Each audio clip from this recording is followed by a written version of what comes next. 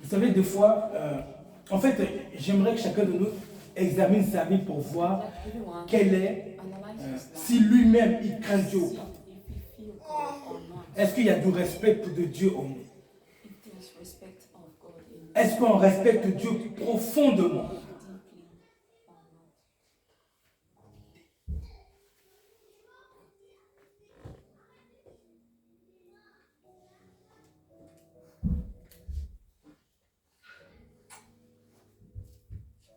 Est-ce qu'on met du zèle dans le respect de Dieu? Est-ce qu'on craint Dieu avec profondeur? Est-ce que Dieu représente quelqu'un de grand, d'important pour nous, au point d'être très vigilant, très rigoureux sur nos moindres écarts de conduite, de parole, de réflexion? La crainte de Dieu. La crainte de Dieu. D'abord, je vais commencer par une chose, regardez. Une personne qui craint Dieu. Proverbe 19, verset 23.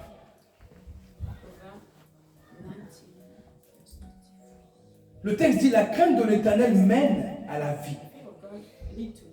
Et on passe sa vie rassasié sans être visité par le malheur. Proverbe 14, verset 26. Je lis encore. Je présente les bénéfices de la crainte de Dieu. Le texte dit, c'est un verset important pour nous les parents. Celui qui craint l'Éternel possède un appui ferme et ses enfants ont un refuge auprès de lui. La crainte de Dieu maintient tes enfants dans une sécurité divine.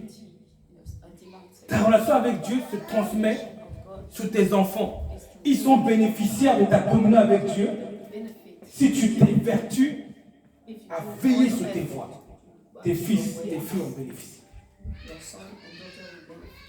Le verset prochain dit, verset 27, la crainte de l'Éternel est une source de vie pour détourner des pièges de la mort. La mort éternelle a mis plein de pièges partout. Les impudicités, les films de violence, les films de combat, les box, des choses comme ça. Les cultures dans lesquelles où les hommes disent, oui, moi je peux avoir plusieurs femmes, égocentriquement. La mort a mis beaucoup de pièges dans la société. La mort de l'argent, la mort de la luxure, tout ça. Mais la Bible dit que la crainte de Dieu, elle peut nous détourner des pièges que Monsieur la mort a mis partout. C'est pour ça que je veux nous encourager à nous examiner. Est-ce que nous sommes de la crainte de Dieu? Par exemple,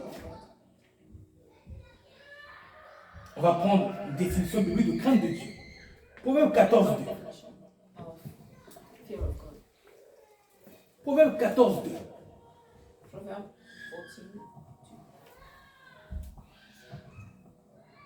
Il est écrit, celui qui marche dans la droiture craint l'Éternel.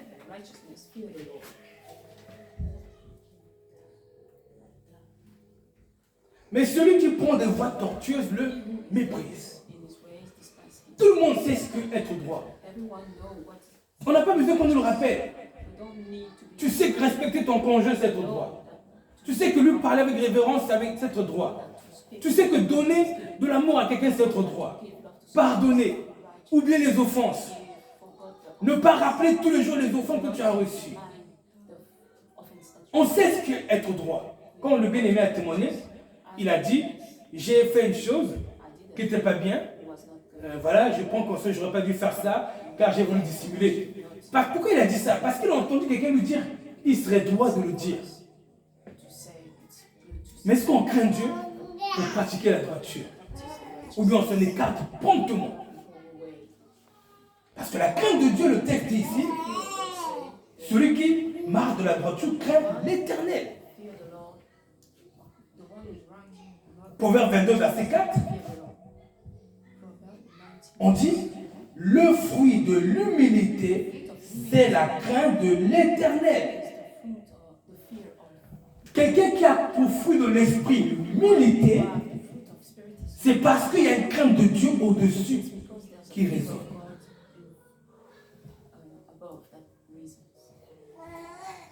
Il y a un respect de Dieu. Il y a une prudence dans les voies. Il y a l'art d'être rigoureux, d'être prudent dans ce qu'il fait. C'est ça la crainte de Dieu. Elle donne la sagesse de vérifier si ce que tu dis là est bien dit ou pas. Respecte les autorités. Adresse-toi à une autorité comme on s'adresse à une autorité. N'aie pas un langage qui s'élève au niveau de l'autorité. Vous voyez? C'est ça la crainte de Dieu. C'est analyse tes mots, ta façon de dire, si c'est convenable de parler ainsi à une personne qui est une autorité. C'est tout ça la crainte de Dieu. C'est une sagesse, c'est un ensemble de sagesse qui nous donne une façon de vivre, mais que Dieu révèle par le Saint-Esprit. C'est ça la crainte de Dieu. Par la crainte de Dieu, la Bible dit on se détourne du mal. Je prends le texte.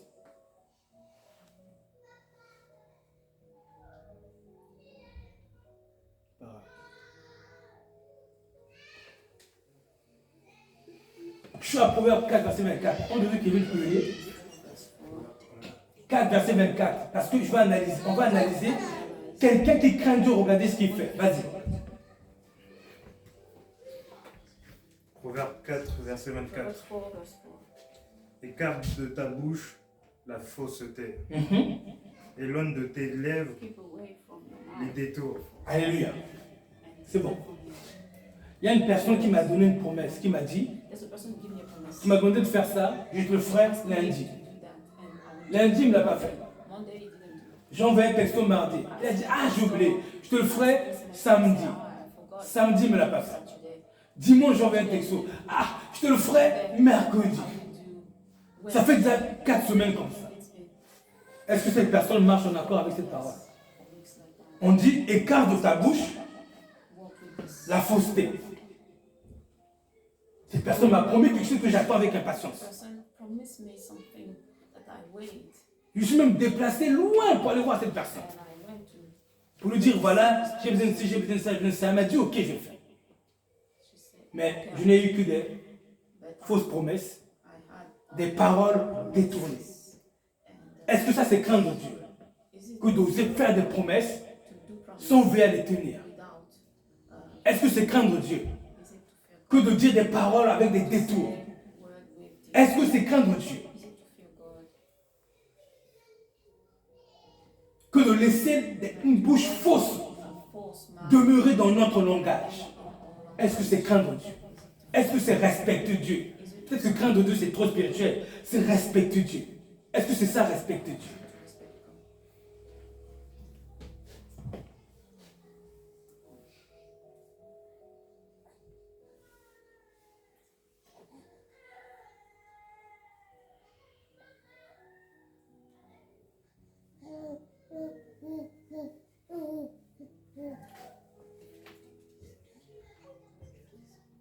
Je vais prendre encore Proverbe 31, verset 9. Pardon.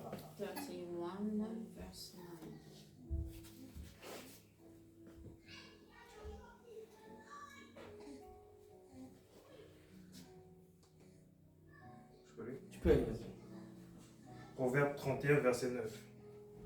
Ouvre ta bouche, juge avec justice et défends le malheureux et l'indigent. Amen. Ouvre ta bouche avec quoi? Justice.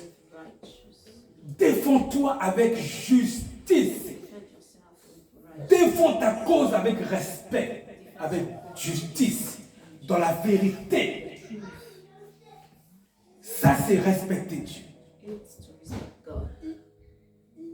N'utilise pas les détours pour te défendre. Reconnais tes torts. Ne mets pas la faute sur les autres. Reconnais que tes échecs sont les conséquences de tes mauvais choix. N'accuse pas quelqu'un d'autre dans ton cœur, là où tu as échoué. Admets, oui, c'est moi, c'est vrai. Et un langage qui admet, oui, mon chéri, c'est vrai, j'avoue que c'est de ma faute. C'est ça la crainte de Dieu. Parce que l'être humain n'a pas peur de lui, l'être humain. Qui a peur de l'être humain? C'est pas pour l'être humain. Qu'est-ce que l'être humain peut te faire? Rien. Mais pour l'amour de Dieu, défendons-nous avec vérité. Alléluia. Je pense ce verset.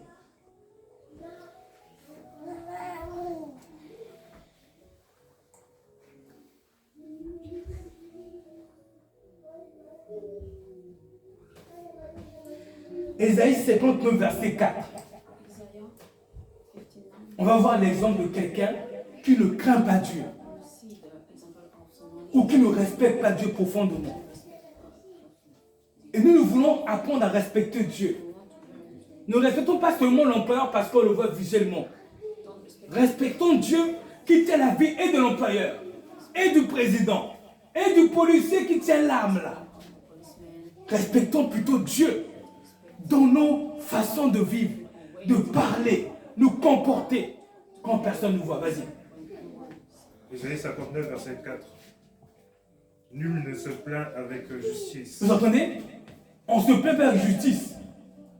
Tu vas te plaindre de quelqu'un, mais c'est toi là. Mais respecte la personne quand tu te plains. Respecte la personne déjà, c'est ça la justice. Vas-y. Nul ne plaide avec droiture. Vous entendez?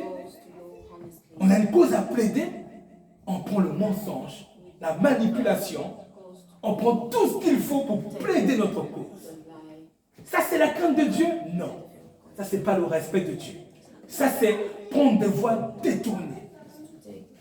Vas-y. Ils s'appuient sur des choses vaines et disent des faussetés. Vous entendez? On va chercher une histoire là-bas, on fait une sauce, on dit à la personne ça. Tout ça parce que on veut peut-être avoir beaucoup de paroles à dire, on ne peut pas laisser le temps de parler. Mais quand il arrive, on ne se plaît pas, on ne plaide pas avec justice. On utilise des faussetés pour atteindre des objectifs, pour convaincre le tribunal. Comme les gens, lorsque Jésus a été livré, les pharisiens ont été prendre beaucoup de faux témoins pour dire faussement sur lui, afin qu'il soit condamné. C'est ça qui a causé la condamnation. Il y a plusieurs témoins qui se sont levés pour dire la fausseté. Oui, apparemment, il a dit qu'il ne faut pas payer l'impôt à César. Alors Jésus n'avait jamais dit ça. Alors que du coup, le roi Hérode, quand il a dit ça, il a dit non. Quelqu'un qui dit ça, il faut que je le condamne, il faut que je le corrige. Parce qu'ils n'ont rien trouvé. Reprends ce que tu as dit juste avant, vas-y. Nul ne plaide avec droiture. Ils s'appuient sur des choses vaines et disent des faussetés. Ils conçoivent le mal et enfantent le crime. Je continue le verset 5. Tu peux, vas-y. Ils couvrent des œuvres de basilic et ils tisent des toiles d'araignée. Je continue toujours. Continue. Celui qui mange de leur œuvre meurt. Et si l'on en brise un, il sort d'une vipère. Leur toile ne sert point à faire un vêtement et ils ne peuvent se couvrir de leur ouvrage. Tu peux aller au verset 8. Verset 8. Ils ne connaissent pas le chemin de la paix et il n'y a point de justice dans leur voie. Ils prennent des sentiers détournés. Quiconque y marche ne connaît point la paix. Ok, alors on nous l'a dit. Je ne parle pas ça. Donc, moi, mon but, c'est juste d'amener quelqu'un à savoir plaider avec justice et droiture. Reconnais pleinement tes torts sur un domaine. Ce n'est pas la peine de dire que c'est à cause de quelqu'un. C'est à cause d'un tel. Oui, c'est toi, parce que tu m'avais parlé comme ça. Du coup, c'est à cause de toi que je t'ai parlé comme ça. C'est toi qui m'as incité à pécher. Non, reconnais que c'est toi qui as péché. Plaidons avec justice, avec droiture, devant celui qui pèse nos cœurs, nos paroles et qui jugera chacune de nos paroles. Respectons-le. Prenons des sentiers droits, honnêtes, des sentiers sains, Devant les parents, apprenons à avoir un langage humble. Non, je vous donne un témoignage. Hein. Pour moi-même. Bon, il y a quelqu'un qui m'envoie beaucoup de... C'est une autorité. Il m'envoie beaucoup de vidéos. Regarde telle vidéo. Regarde telle vidéo. Regarde telle vidéo encore. Regarde telle vidéo. À force, j'ai jamais le temps de regarder. J'ai répondu le message. J'ai dit, mais tu sais, je n'ai pas que... Tu sais, j'ai des choses... J'ai dit quoi? Voilà, j'ai dit...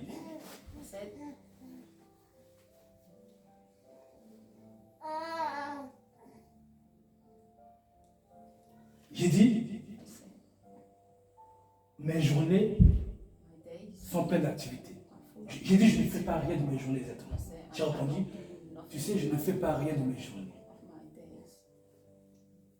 J'ai répondu, j'ai laissé.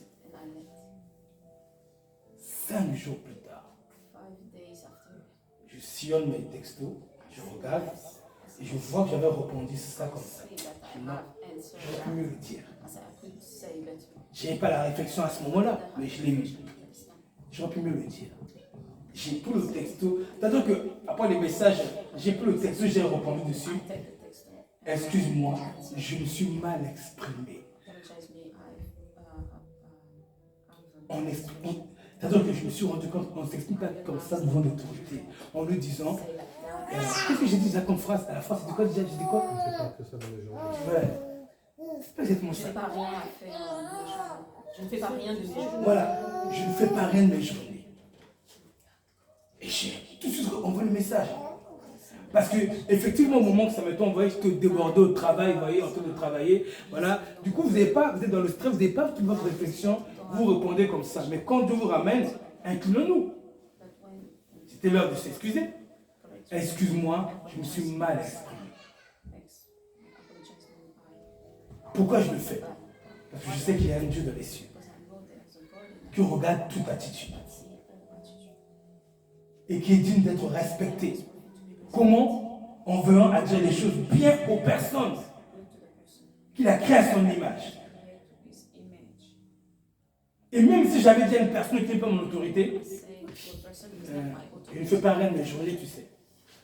C'est pas très constructif. C'est pas très, n'est-ce pas? Remettons-nous en cause.